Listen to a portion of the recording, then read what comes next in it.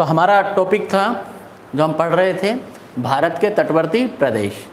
तो देखिए भारत के तटवर्ती प्रदेश की हम बात कर रहे थे कि भारत के तटवर्ती प्रदेश को हमने दो भागों में डिवाइड किया, एक पश्चिमी तट और दूसरा पूर्वी तट। पश्चिमी तट और पूर्वी तट की अगर हम बात करें कि इस पश्चिमी तट में जो ज़्यादा चौड़ा है वो पश्चिमी तट है, बजाय पूर्वी तट की चौड़ाई अधिक है। पश्चिमी तट की चौड़ाई कम और पूर्वी तट की चौड़ाई अधिक। पश्चिमी तट की लंबाई अधिक है पूर्वी तट की अपेक्षा, कि पश्चिमी तट लगभग 1700 किलोमीटर लंबा है जबकि पूर्वी तट 1300 किलोमीटर लंबा है। पश्चिमी तट की चौड़ाई 80 किलोमीटर है जबकि पूर्वी तट की चौड़ाई अगर बात करें कि 150 किलोमीटर। इस पश्चिमी तट का निर्माण हुआ। पश्चिमी तट का निर्माण होने की जो वजह है, एक तो इस पश्चिमी तट की ऊंचाई अधिक होने से नदियों द्वारा अवसाद तो लाया जाता है, लेकिन उस अवसाद को ज़्यादा इस तट पर ना छोड़कर या उसका ज़्यादा निक्षेपण ना कर समुद्र के गहरे भागों में अवसादों को पहुंचा दिया जाता है। तो एक तो अवसाद की कमी होने के कारण पश्चिमी तट पूर्वी तट की अपेक्षा कम चौड़ा है।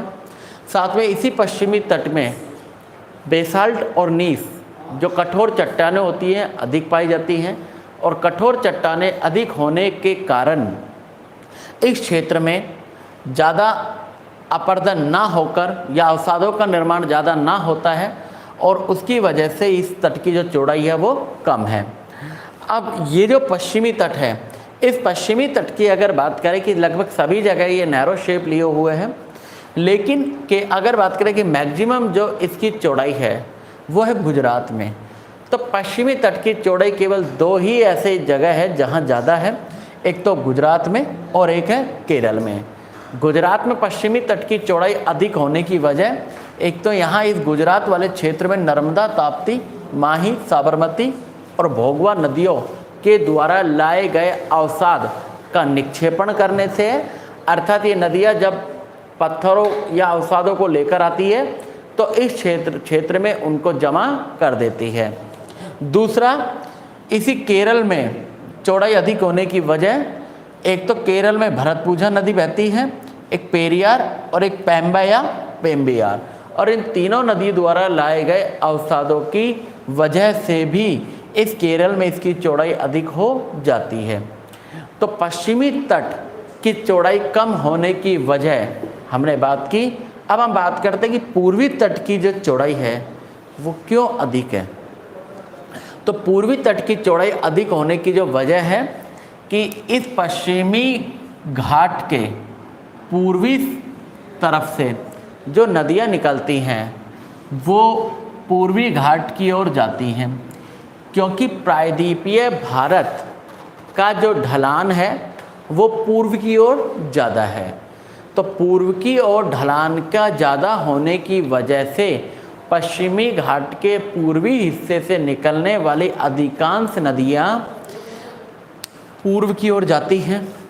अब नदियों के द्वारा जो पश्चिमी घाट से बहती हैं लंबी दूरी तय की जाती है, और जब ये लंबी दूरी तय करती है तो बीच में पठारी क्षेत्र से भी बहती है और ज़्यादा अवसाद लेकर जाती है।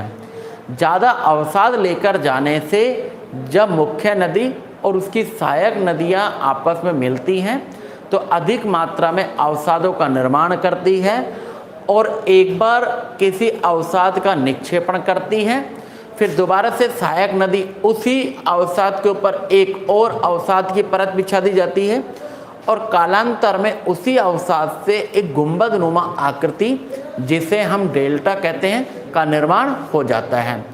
तो यहाँ जो महत्वपूर्ण सवाल बने हैं कि एक तो पूर्वी तट का अधिक चौड़ा होने की वजह, तो पूर्वी तट के अधिक चौड़ा होने की जो मुख्य वजह है कि पश्चिमी घाट से नदियों द्वारा लाए गए अवसाद की मात्रा का अधिक होना। जब नदी लंबी दूरी तय करके आती हैं और पठारी क्षेत्र से बहकर आती हैं तो उनकी गति भी मंद पड़ जाती है, और साथ में गति मंद होने के कारण वो नदी में सागरीय भाग में अपना अवसाद गिराने की स्थिति में नहीं होती है, और साथ में उनकी सहायक नदियों द्वारा भी जो अवसाद लाया जाता है और धीरे धीरे एक दिन उस अवसाद से एक गुंबदनुमा आकृति डेल्टा का निर्माण हो जाता है। तो इसी तरह से भारत में डेल्टाई क्षेत्र एक तो इस पूर्वी हिस्से या पूर्वी तट पर ज़्यादा दिखाई देते हैं और इसी वजह से अवसाद की मात्रा अधिक होने के कारण पूर्वी तट की जो चौड़ाई है वो पश्चिमी तट की अपेक्षा अधिक है। अब हम जो यहाँ बात करते हैं कि इस पश्चिमी तट और पूर्वी तट, इन दोनों तटों के कुछ अन्य नाम कि इन्हें किन नामों से जाना जाता है। तो एक तो सवाल यहाँ बनता है कि अगर आपसे कभी भी पूछा जाए कि भारत में इन दोनों तटों की तुलना को लेकर कि जैसे एक है हमारा पश्चिमी तट और एक है हमारा पूर्वी तट, अगर इन दोनों तट को लेकर पूछा जाए, पहली बात है लंबाई की, तो पश्चिमी तट की लंबाई की जैसे हमने बात की 1700 किलोमीटर, पूर्वी तट की बात की 1300 किलोमीटर। अगर बात की जाए इनकी चौड़ाई को लेकर तो पश्चिमी तट की जो अधिकांश चौड़ाई है वो है 80 किलोमीटर और पूर्वी तट की अधिकतम चौड़ाई होती है 150 किलोमीटर। एक और अगर बात की जाए ऊंचाई को लेकर तो पश्चिमी तट जो है इसकी ऊंचाई अधिक है और पूर्वी तट की ऊंचाई की बात करें तो पश्चिमी तट की अपेक्षा कम है। एक और यहाँ जो सवाल बनता है कि पश्चिमी तट, अब पश्चिमी तट की अगर बात करें कि पश्चिमी तट पर ज्वार नदमुख या निर्माण की अगर बात करें कि किस चीज़ का निर्माण पश्चिमी तट पर नदी करती है, तो पश्चिमी तट पर ज्वार नदमुख या एस्चुअरी, ज्वार नदमुख या एस्चुअरी अधिक मिलती है, जबकि पूर्वी तट पर डेल्टा अधिक मिलते हैं। तो सवाल बनता है एस्चुअरी या ज्वार नदमुख क्या होते हैं कि जब नदियां तीव्र वेग के साथ बहकर आती हैं तो अवसादों का जमाव एक ही स्थान पर ना कर छिछले रूप में कई जगह कर दिया जाए तो उसे कहा जाता है ज्वार नदमुख या एस्चुअरी। और जब मुख्य नदी और उसकी सहायक नदी उन्हीं अवसादों का निक्षेपण एक ही स्थान पर एक के ऊपर एक परत के रूप में कर देती है तो उसे हम कहते हैं डेल्टा। तो सवाल बनता है कि भारत के कौन से तट पर ज्वार नदमुख या एस्चुअरी अधिक मिलती हैं, तो आपका आंसर होगा पश्चिमी तट। डेल्टा की बात करेंगे, अभी हम नदी भी पढ़ेंगे, दोबारा से बात करेंगे इनकी विस्तार में। तो डेल्टा की बात करें तो डेल्टा पश्चिमी तट पर ना पाए जाकर पूर्वी तट पर देखने को मिलते हैं। अब हम यहाँ जो बात करेंगे कि इस पश्चिमी तट और पूर्वी तट की संरचना को लेकर, देखिए जब अगर बात करें संरचना की तो पश्चिमी तट जो है ये कटा फटा अधिक है, या ये कहे कि जिगजैग स्टाइल में यानी आड़ा टेढ़ा ज़्यादा मिलता है। तो कटा फटा अधिक है पश्चिमी तट किसकी अपेक्षा पूर्व, और जबकि ये कटा फटा ना होकर ये लगभग सीधा है। तो जो तट ज़्यादा कटा फटा होता है वहाँ पर बंदरगाह भी अधिक मिलते हैं। तो पश्चिमी तट पर भारत के अधिकांश बंदरगाहों का विकास हुआ है। क्या ये कहें कि देश के अधिकांश बंदरगाह किस तट पर अधिक देखने को मिलते हैं? आंसर होगा पश्चिमी तट। और इस तट पर अधिकांश जो भी बंदरगाह मिलते हैं सब नेचुरल टाइप के होते हैं। और हम जब परिवहन पढ़ेंगे तो बात भी करेंगे कि उन बंदरगाहों को लेकर भारत में जल परिवहन से संबंधित जिस टॉपिक में। तो कटा फटा होने के कारण इस पश्चिमी तट को एक नाम भी दिया गया है। पश्चिमी तट को कहते हैं अटलांटिक तट। तो बनता है महत्वपूर्ण सवाल कि किस तट को अटलांटिक तट के नाम से भी जाना जाता है। तो किस तट को? अटलांटिक तट। तो अटलांटिक तट पश्चिमी तट का ही एक अन्य नाम है। तो ये तो थी इन दोनों की तुलना कि लंबाई को लेकर, चौड़ाई को लेकर, ऊंचाई, निर्माण व संरचना। अब हम बात करते हैं लास्ट, इस तटवर्ती प्रदेश के अंतर्गत इसके विभिन्न नाम और किसका विस्तार कहाँ से कहाँ तक और क्या कहलाता है। तो इन तटवर्ती प्रदेशों के अन्य नाम।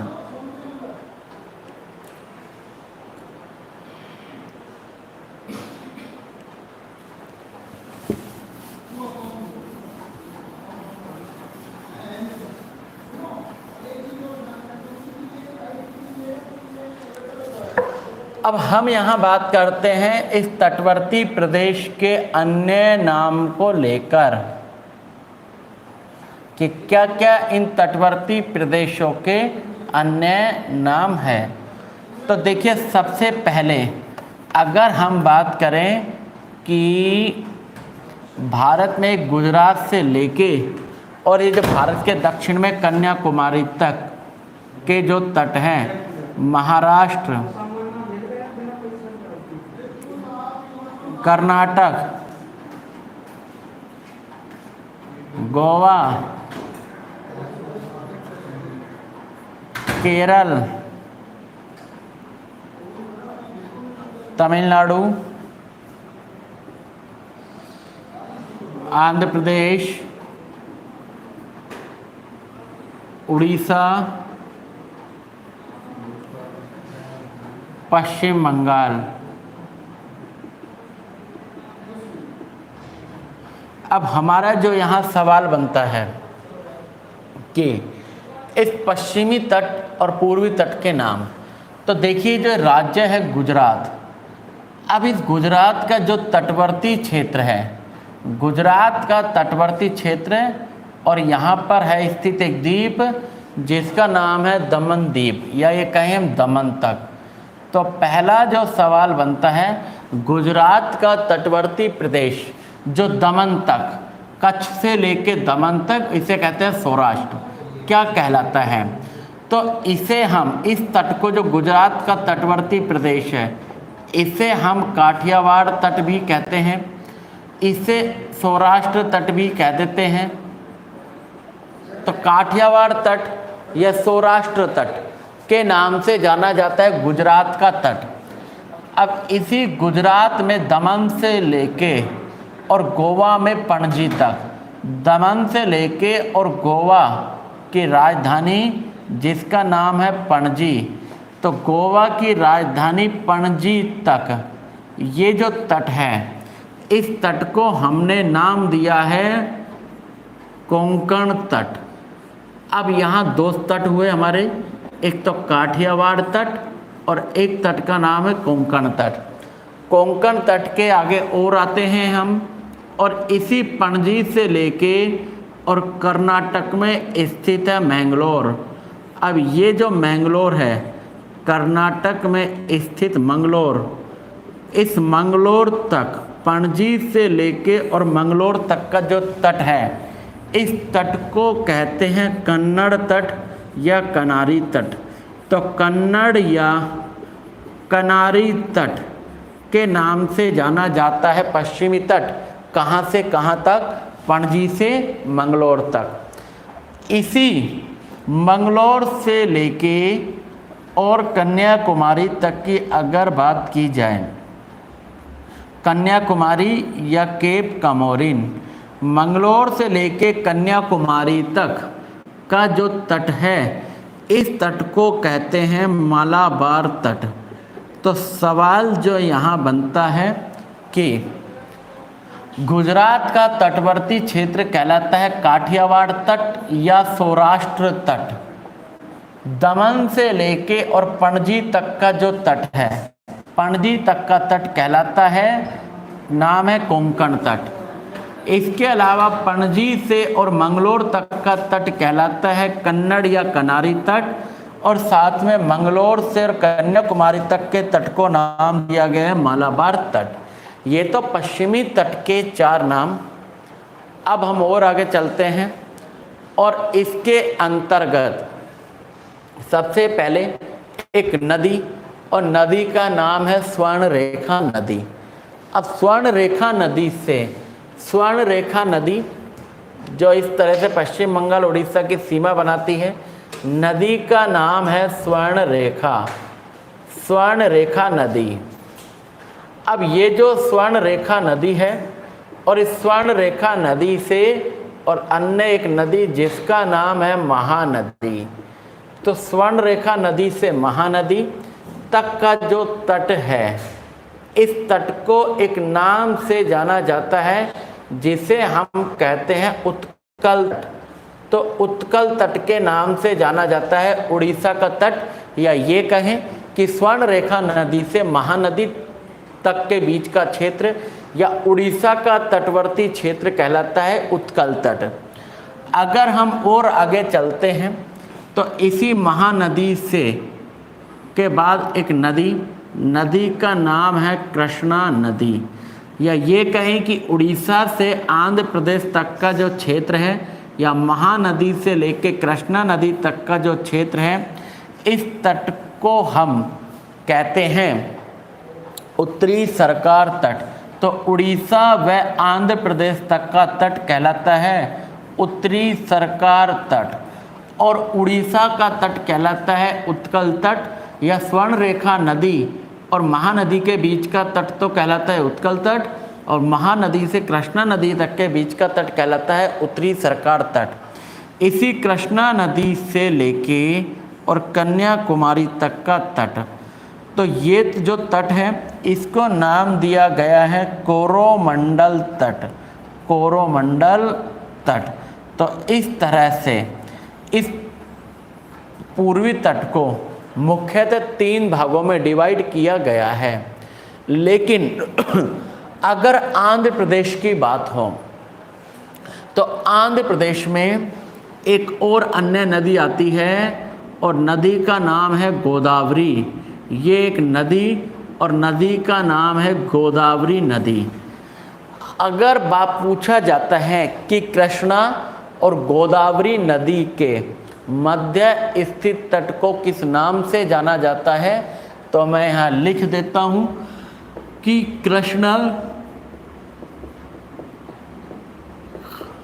व गोदावरी, कृष्णा व गोदावरी नदी के या गोदावरी के मध्य का तट, कृष्णा व गोदावरी के मध्य का तट कहलाता है।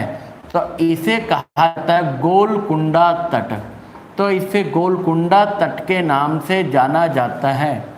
ठीक इसी प्रकार अगर केवल पूछा जाए आंध्र प्रदेश, एपी अर्थात आंध्र प्रदेश, आंध्र प्रदेश का तट, केवल आंध्र प्रदेश का, आंध्र प्रदेश का तट कहलाता है, तो केवल आंध्र प्रदेश के तट को जाना जाता है काकीनाडा तट।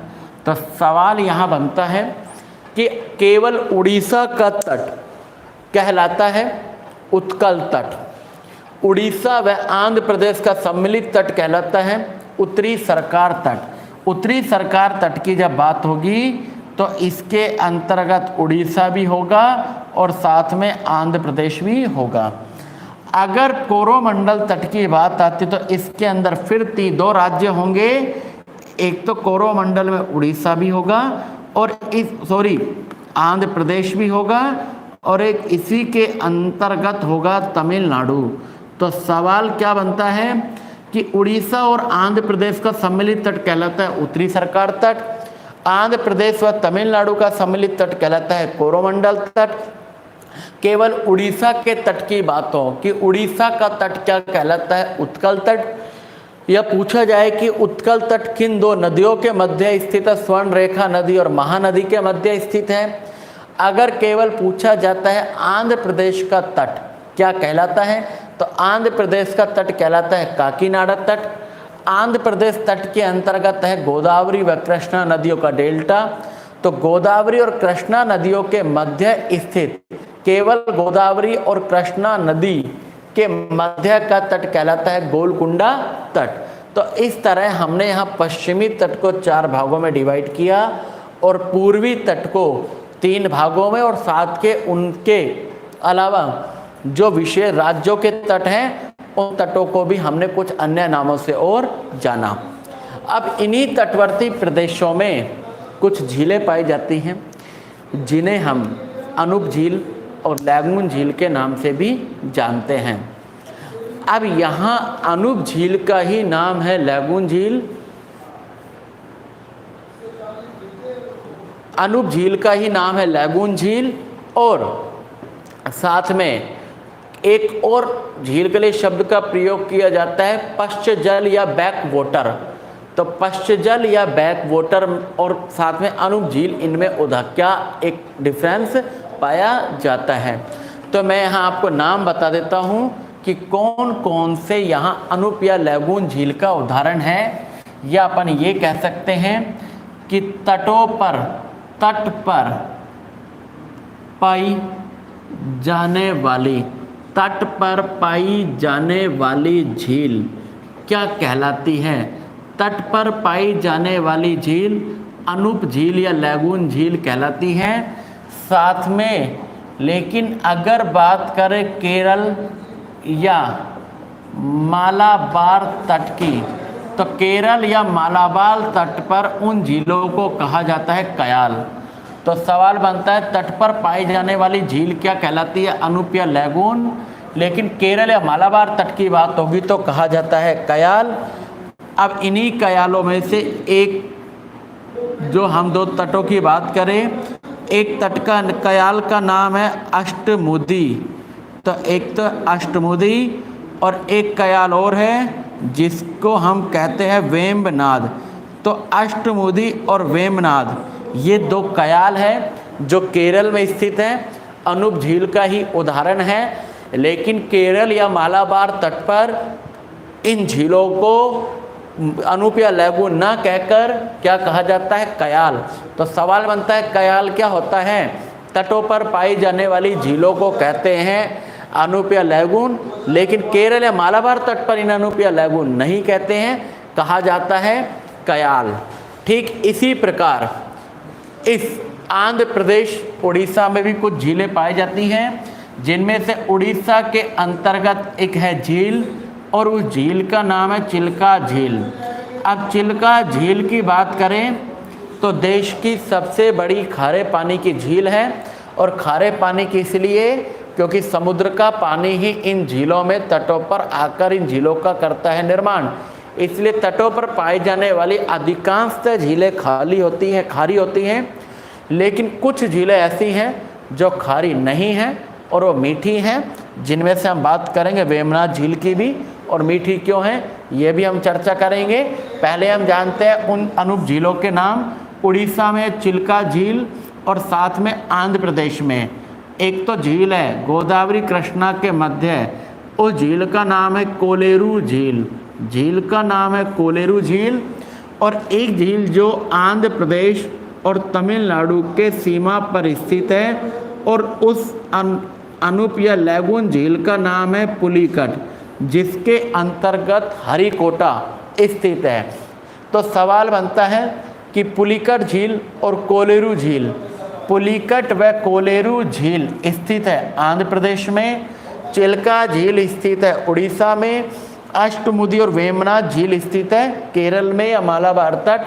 अनूप या लैगून कहते हैं केरल या मालाबार तट के अलावा सभी तटों पर इन झीलों को कहा जाता है अनूप या लैगून, लेकिन केरल में इन झीलों को अनूप या लैगून न कहकर इन्हें कहा जाता है कयाल। तो इसी के अतिरिक्त इन्हीं तटों पर कुछ दलदलीय क्षेत्र भी हैं, और दलदलीय क्षेत्र को कहा जाता है क्रीक। तो सवाल बनता है कि तटों पर पाए जाने वाले दलदलीय क्षेत्र को क्या कहते हैं? क्रीक, जिनमें से गुजरात में स्थित है, आपने सुना होगा नाम सर क्रीक, एक का नाम है कोरी क्रीक, सर क्रीक, कोरी क्रीक, और एक का नाम है गोड़िया क्रीक। कोरी क्रीक, सर क्रीक और एक है गोड़िया क्रीक। अगर सवाल पूछा जाए कि भारत और पाकिस्तान के मध्य एक दलदलीय क्षेत्र को लेकर विवाद है और दलदलीय क्षेत्र को ही तटों पर कहा जाता है क्रीक, तो आंसर होगा कोरी क्रीक। तो भारत व पाकिस्तान के मध्य किस क्रीक या कौन सी क्रीक उनके मध्य स्थित है, या उसी क्रीक के कारण विवाद स्थित है, तो उसका सबसे अच्छा आंसर होगा कोरी क्रीक। तो इस प्रकार तटों पर पाए जाने वाले दलदले क्षेत्रों को तो कहते हैं क्रीक, और झीलों को कहते हैं अनूप या लैगून, या केरल और मालाबार तट पर उन्हीं झीलों को कहते हैं कयाल। अभी हम नदी पढ़ेंगे तो बात भी करेंगे कि एस्चुअरी, डेल्टा क्या होता है, पश्च जल क्या होता है। तो इन सभी बातों को हम कल हम पढ़ेंगे एक द्वीप इसके अंदर, भारत के भौतिक प्रदेश में लास्ट टॉपिक, और उसके बाद हम अपवाह तंत्र स्टार्ट करेंगे और वहाँ हम बात करेंगे कि पश्च जल बैक वाटर्स क्या होते हैं। तो इन सभी बातों पर अगले टॉपिक के अंतर्गत हम लेक्चर में करेंगे चर्चा। तब तक के लिए धन्यवाद।